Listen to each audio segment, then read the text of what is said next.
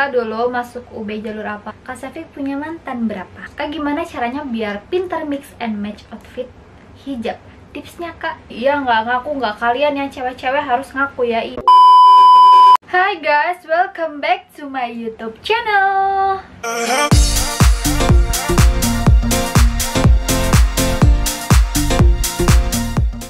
Dari Wulan Sela, tempat nongkrong favorit di Malang. Banyak banget tempat nongkrong di Malang tuh.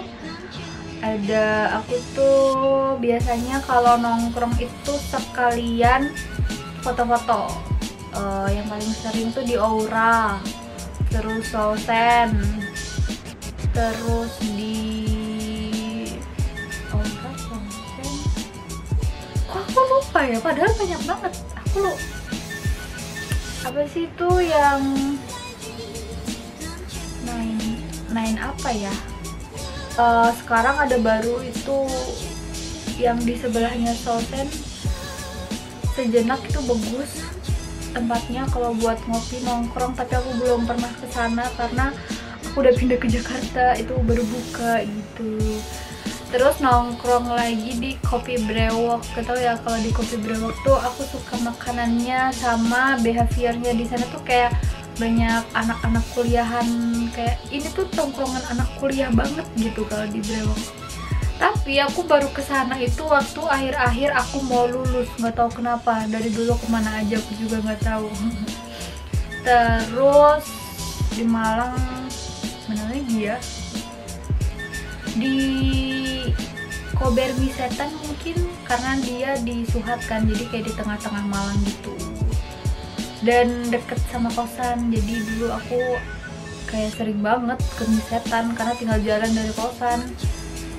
Terus di mana lagi ya? Udah deh, kayaknya itu aja deh yang paling aku sering nongkrongin. Padahal banyak banget. Kalian harus banget ke Malang karena di sana banyak kafe yang bagus-bagus, lucu-lucu dan murah-murah. Selanjutnya dari Manda.Mardia kali ya, disingkat nih. Bahasa kan dari Jawa, Jawanya mana? Aku lahir di Jombang, di Jawa Timur. Tapi aku semasa kecilnya tuh di Blitar, di Ulingi, itu desa di Blitar gitu, yang dekat sama Malang.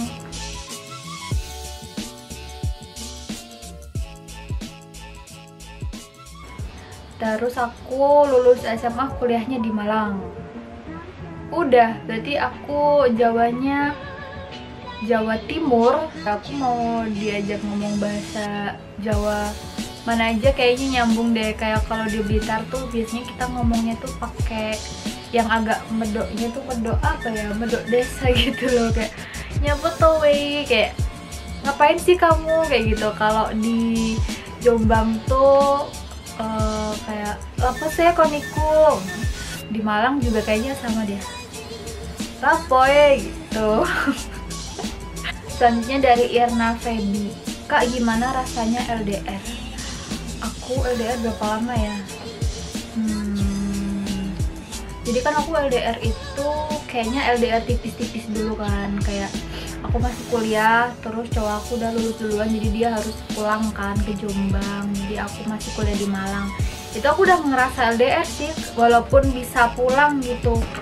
Jadi nggak enak sih rasanya, karena mau makan sendiri, nggak ada yang nemenin, walaupun ada temen sih ya. Kan LDR, jadinya yang dibahas kan pacar ya. Terus kalau ada apa-apa ya nggak enak aja gitu, nggak bisa kemana-mana bareng. Dan jujur aku dari dulu tuh kan emang nggak pernah LDR ya, dan nggak suka LDR. Tapi ketika aku dihadapkan sama LDR, ya mau nggak mau aku harus menghadapi itu. Jadi kayak harus adaptasi dulu sih, kayak pasti bakal sering bertengkar gitu. Tapi nggak semua pasangan ya kayak gitu. Ini di akunya aja. Terus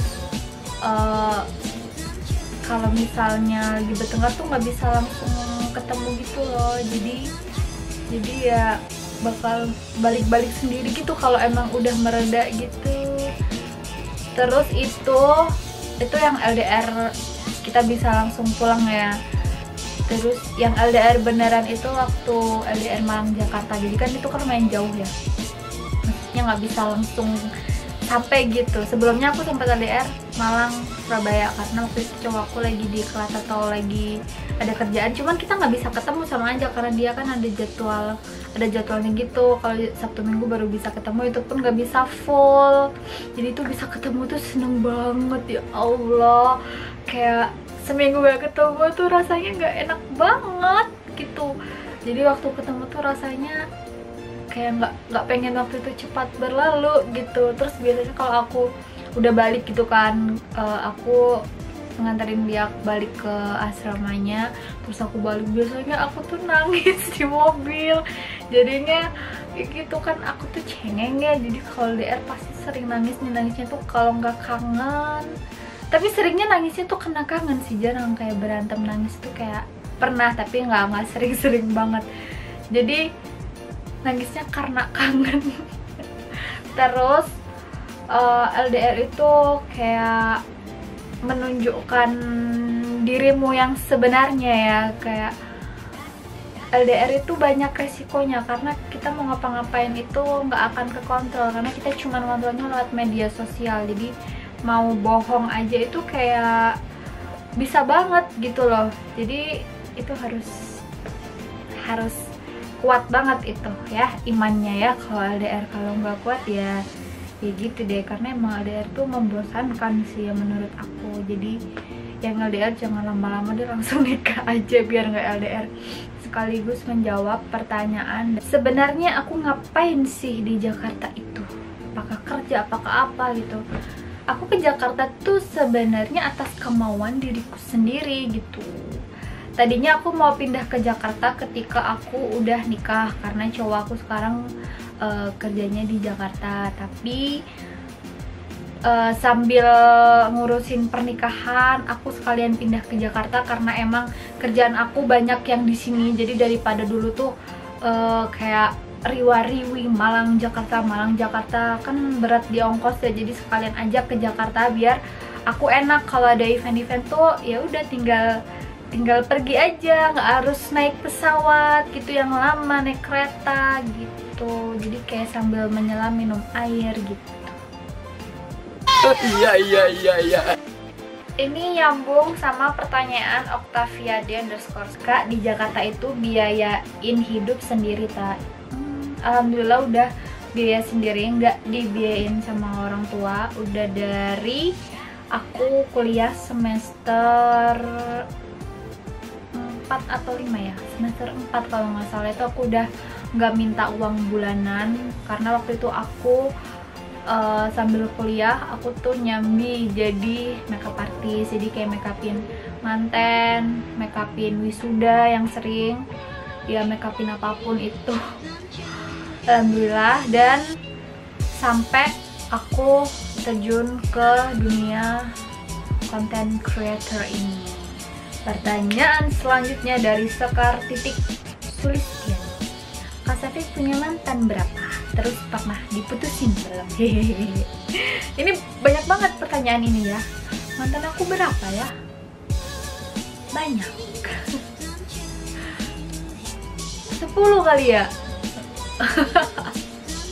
Terus pernah diputusin apa belum? Aku kayak kebanyakan itu diputusin sih ya. Aku tuh orangnya nggak suka mutusin hubungan. Iya.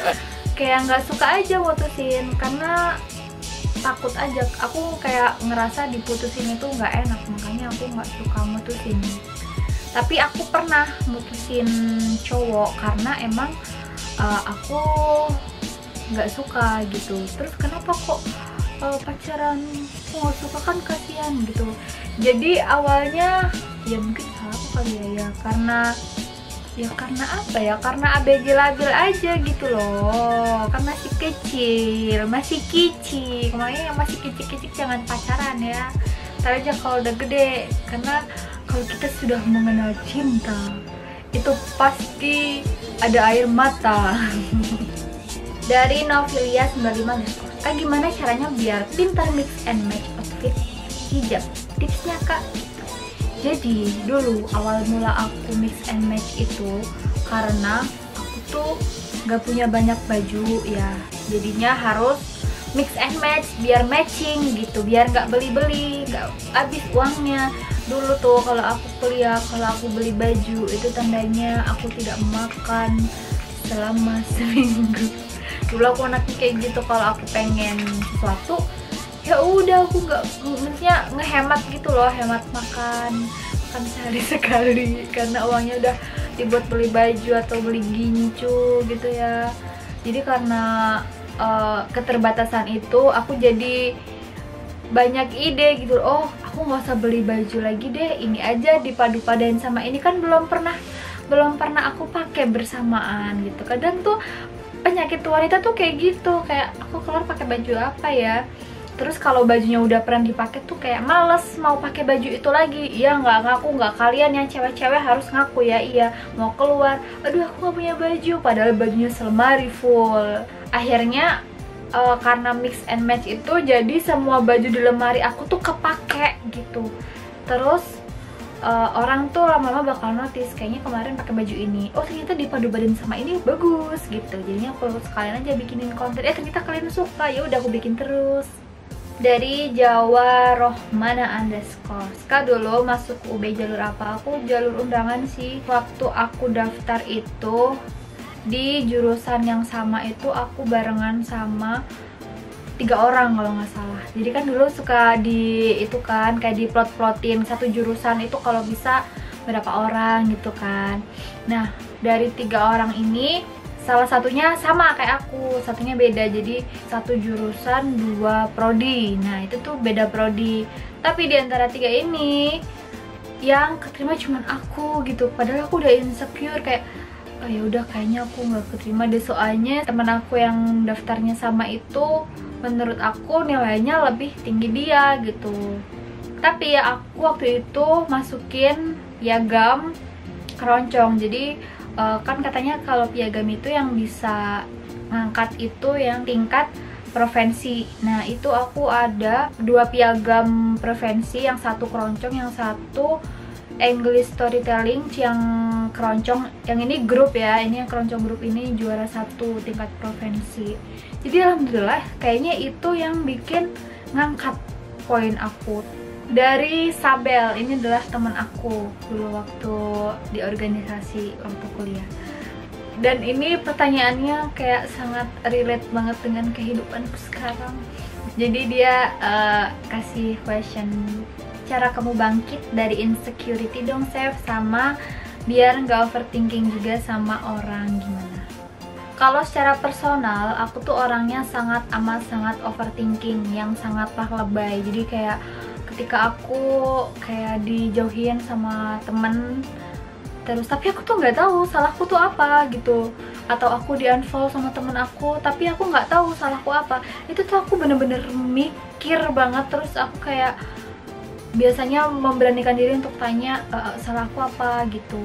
Tapi ketika aku nggak dibales, itu untuk awal-awalnya aku bener-bener kayak overthinking, aduh salahku apa sih, kayak aku tuh nggak bisa diginiin. Aku takutnya aku punya salah yang dipendam sama dia, jadi lama-lama bakal jadi penyakit kan kayak gitu. Aku nggak suka kayak gitu. Terlepas dari itu, aku harus terus jalan ya, maksudnya ya udah kita ikhlas aja kalau ada digituin sama orang, walaupun kita nggak tahu salah kita apa. Kecuali kalau aku dijoin sama temen aku atau orang yang aku kenal, tapi aku tahu salahku apa, tapi aku sebel sama orang yang gak suka sama aku, tapi aku sebenarnya nggak tahu salahku ke dia itu apa. Itu jujur aku sebel banget. Tapi ya udah nggak apa-apa. Aku ada ngobrol sama orang yang biasanya aku curhatin. Ini bahas tentang insecurity ketika kita dijauhin sama orang yang kita kenal tapi kita nggak tahu salah kita apa. Kadang kita tuh nggak sadar, kita nggak menghargai orang yang ada di sekeliling kita. Kita terlalu fokus sama satu orang yang hilang, yang ngejauhin kita, tapi kita nggak tahu salah kita apa. Mungkin dia emang nggak suka aja sama kita gitu, kita nggak salah apa-apa tapi dia nggak suka aja. Ya udah, itu bener-bener harus ya udah diikhlasin. Jadi ya udah, aku bakal belajar dari situ. Kadang didengerin aja itu kayak insecurity-ku tuh langsung hilang gitu. Nggak hilang semuanya sih, kayak lega gitu loh. Kalau kalian punya insecurity, aku saranin kalian harus cerita ke orang yang kalian percaya. Itu kayak ngebantu banget. Sebenarnya yang tahu jalan keluarnya masalah kita tuh adalah diri kita sendiri, cuman kita tuh biasanya hanya butuh didengar gitu loh, biar ngerasa lega dan enteng gitu. Terus cara bangkit dari insecurity. Jadi gini ya, kalau misalnya aku insecure karena orang lain, itu tuh kayak menghambat kerjaan aku, ngehambat hidup aku. Jadi aku tuh mau bahagia tuh ada aja pikiran gitu. Aku tiap malam itu susah tidur cuman karena mikirin orang yang gak suka sama aku gitu kan. Itu bener-bener ngeganggu banget di aku. Jadi aku harus bener-bener memaksa diri untuk bangkit, karena kalau aku nggak memaksa, kayak hidup aku bakal stuck gitu.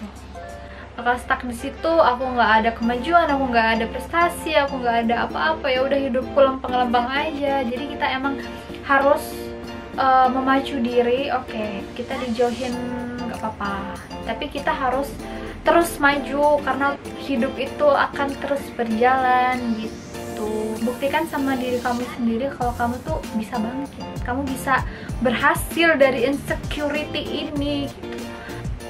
Semangat.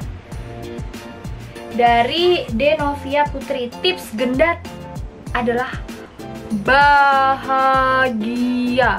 Percaya nggak sih, waktu aku putus tuh aku kecil banget, sampai 41,7 berat badan aku. Demi apapun, selama 1 bulan itu aku nggak doyan makan tuh kayak 2 hari atau 3 hari sekali, dan posisinya aku lagi ngerjain skripsi. Bayangin itu kayak seminggu full itu aku bakal ngerjain tanpa henti. Jadi waktu itu abis aku sidang itu aku balikan, dia makan aku banyak. Dalam waktu belum ada 1 bulan aku tuh langsung naik berat badan 48 jadinya. Kenapa cuma 1 kata aja tipsnya? Karena kalau kita bahagia itu kita tuh mau makan apa aja tuh masuk, kayak ya udah kayak kita nyantai gini, ada cemilan di samping makan, ada apa dimakan. Coba kalau kita nggak bahagia, kita galau, kita lagi sedih, ada makanan enggak ada itu enggak, ditawarin makan ini, makan enak enggak gitu. Kayak makan enak, makan apapun yang mahal, yang enak, kalau kita lagi sedih, lagi sakit, itu kayak nggak enak rasanya. Guys, kayaknya udahan dulu pertanyaannya karena beberapa udah aku jawab dan kebanyakan juga sama ya pertanyaannya. Follow Instagram aku @selfifebinita. Nanti kalau aku buka kolom Q&A, kalian isi aja, nanti aku bakal jawabin walaupun nggak semua. Jadi aku minta maaf kalau misalnya ada pertanyaan yang nggak kejawab. Thanks for watching and see you guys on my next video.